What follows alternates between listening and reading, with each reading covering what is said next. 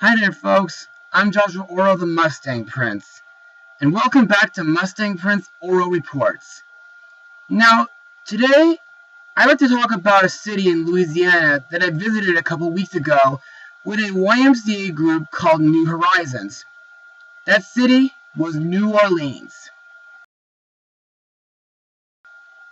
They say it's a wonderful city that has the most interesting history, hot jazz, great southern cooking, even a great city to party crazy for Mardi Gras.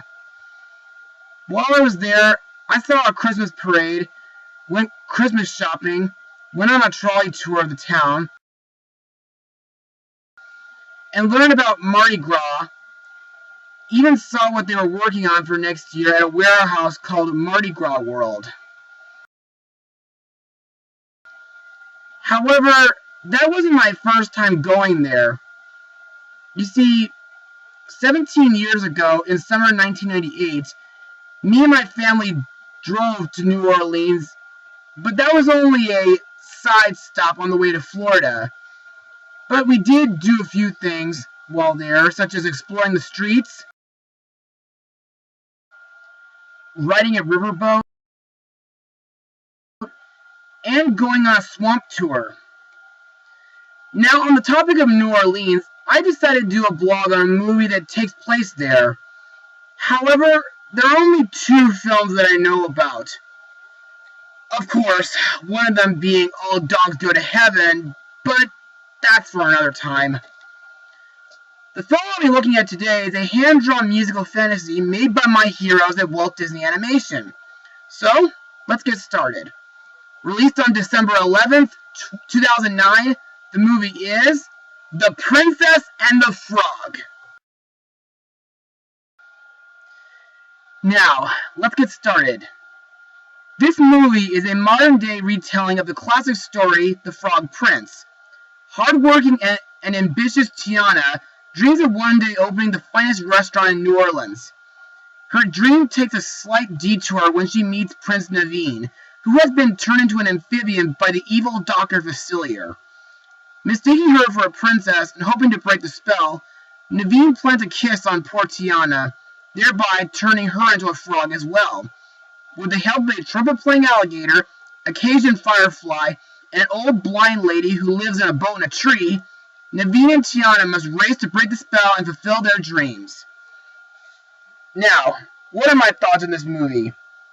Well, trust me when I say that this is one of my favorite Disney films, next to films like The Lion King, Lilo and Stitch, Frozen, Aladdin, The Little Mermaid, and many, many more. I truly love it. Now, before I go into detail, let's move on to Mustang notes.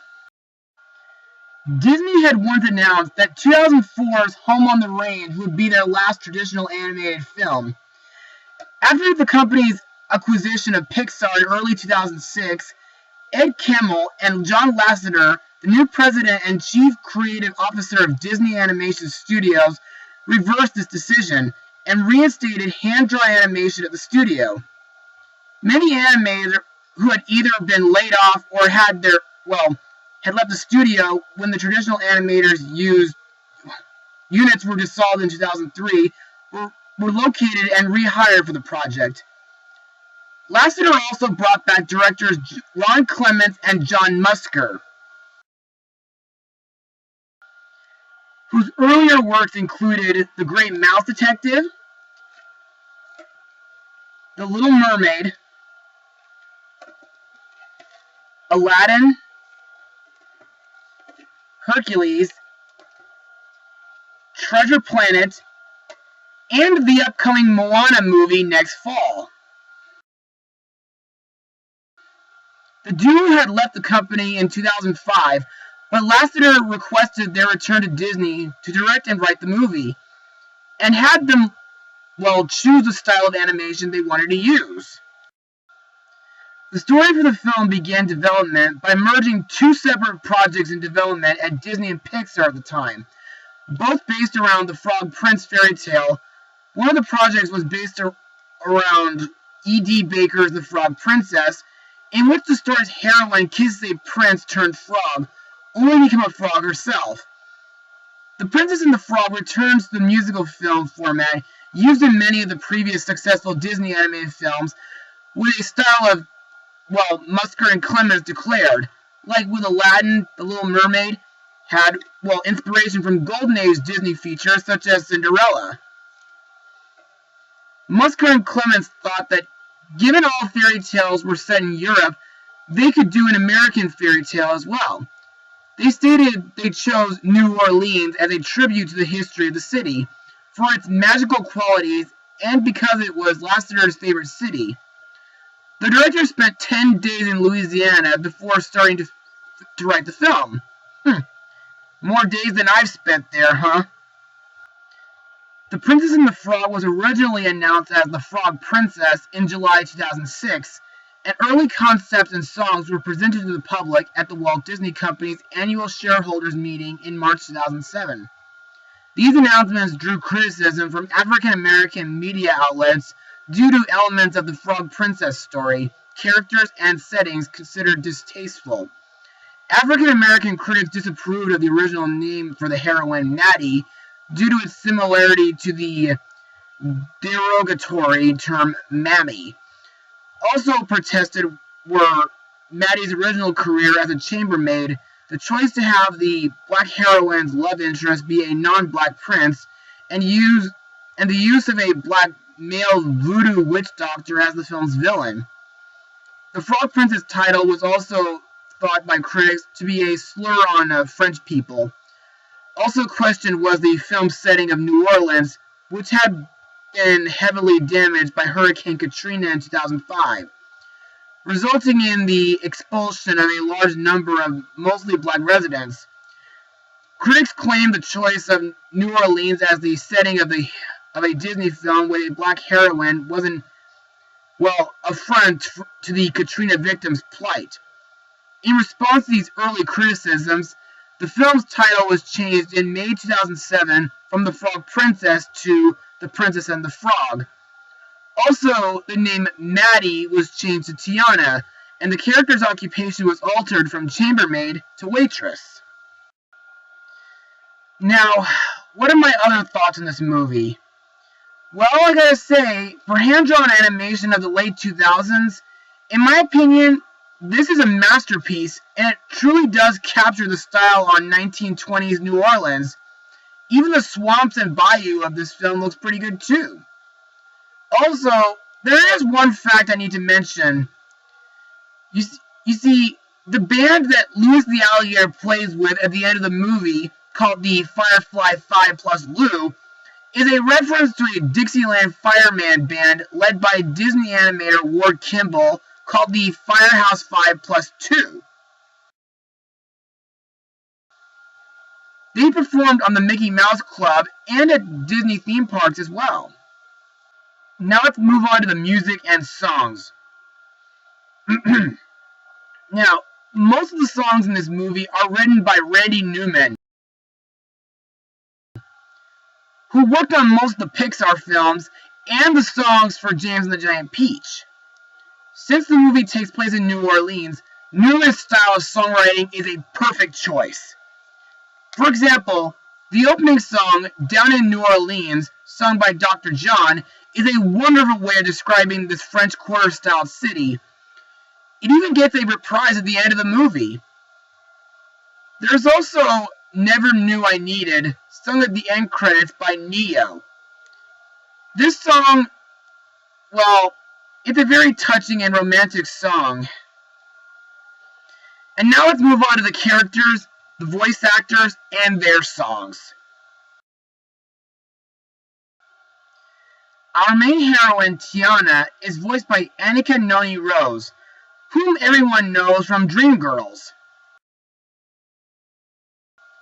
She's a 19-year-old waitress and aspiring chef.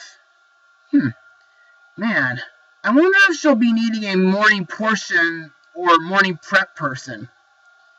That's my job at Chili's, just so you know. Anyway, I like Tiana because she's a smart, hard-working, and independent young woman. But she is one who works so hard that she often forgets important things such as love, fun, and family.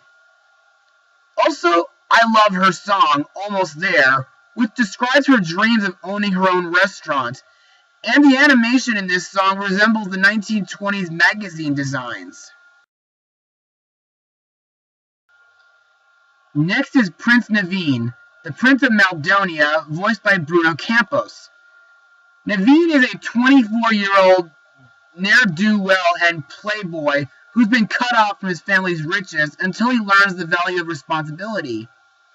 As a prince from the fictional kingdom of Maldonia, voice actor Bruno Campos ad-libbed a French accent with his Portuguese accent to make up a Maldonian accent. He is pretty similar to Jean Bob from The Swan Princess. Kinda. Next we have our first comic relief character, Louis, voiced by Michael Leon Woolley. Louis is a friendly, neurotic, trumpet-playing alligator. Way different to the alligators I got to pet 17 years ago. Louis's dream is to become human so he can join a jazz band. His name comes from a famous jazz artist and trumpeter named Louis Armstrong, whose statue I managed to come across at the Wax Museum. Also, Louis has a song as well, called When We're Human, about his, Naveen's, and Tiana's wish to become human beings. Also, whenever I listen to it, I can't help but clap my hands and tap my feet and dance to it. Next up is my favorite character in the movie, Ray, a Cajun firefly voiced by veteran voice actor Jim Cummings. Ray has an unrequited love for an evening star, which he believes is another firefly named Evangeline, a reference to the 19th century Longfellow poem. Ray's name comes from the blind pianist Ray Charles. Ray's first song is called Gonna Take You There, or Going Down the Bayou. This song reminds me of a southern folk song that you'd hear at a country hoedown. His second song is a love song called Ma Belle Evangeline. It's a song Ray sings about the special firefly in his life, and it's truly a touching song. It even makes Tiana and Naveen fall in love and dance together. Next we have our villain, Dr. Facilier, voiced by Keith David, who voiced Goliath in Disney's Gargoyle show. He even voiced in Freebirds and Coraline. Facilier is a voodoo witch doctor who's responsible for turning Naveen into a frog. And I like this guy. He's cold, clever, has a great sense of humor, and you gotta like how he interacts with shadows. His plan is to dispose of Big Daddy LaBeouf so he can take over New Orleans in order to offer everyone's souls to some demonic masks known as his Friends on the Other Side.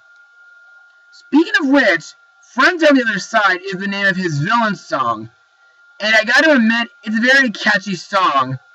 It almost reminds me of Poor Unfortunate Souls from Little Mermaid. There's also one part of the song that makes me think of the Haunted Mansion stretching room. It even gets a reprise during Facilier's defeat. Next we have Tiana's best friend, Charlotte LaBeouf, a wealthy southern debutante voiced by Jennifer Cody, whom I only know as the Nickelodeon voice of Darcy from Winx Club. Lottie dreams of marrying a prince someday in her future. Now, at first, I was kind of a little bit annoyed by Charlotte for her spunky and perky behavior, but the more I watch this film, she grows on me. Our next character is Mama Odie, voiced by Jennifer Lewis, who might only remember as Flo from Pixar's Car franchise. Odie is a blind 197-year-old voodoo priestess who serves as the film's fairy godmother. I love this character too. She's sweet, motherly, and funny. Also, her song is good too. It's called Dig a Little Deeper, which happens to be my all-time favorite in this movie. And for one reason, it's gospel style. And I just can't help but sing along to it as well. There are two other characters I need to mention as well, such as Naveen's valet, Lawrence, voiced by Peter Bartlett. Dr. Facilier recruits him as a partner in his scheme by transforming him to look like Naveen using a blood charm. And finally, we have Charlotte's father, Eli Big Daddy LaBeouf, voiced by another favorite actor of mine, John Goodman. Big Daddy is a wealthy southern sugar mill owner who has been crowned king of the Mardi Gras parade. While he spoils Charlotte, he is a loving person and loves Tiana's cooking. The film also includes other voice actors like Terrence Howard, Oprah Winfrey, Frank Welker, Dee Bradley Baker, Corey Burton, and Jerry Kernian. And now it's time to move on to my final words. Overall, The Princess and the Frog is a great movie. Not only did this film introduce us to the first African-American Disney princess, but it also highlights Louisiana's famous landmark. It's fun for children, grown-ups, and the whole family. The songs are classical, and the characters are fun and memorable too. I recommend this movie to anyone who ever grew up with traditional hand-drawn animation. And I give this film a full 100%. Well done, Disney. Well done. Well, that's it for tonight, everybody. Be sure to join me next time, where I finally give you guys my Christmas blogs. Mustang Power!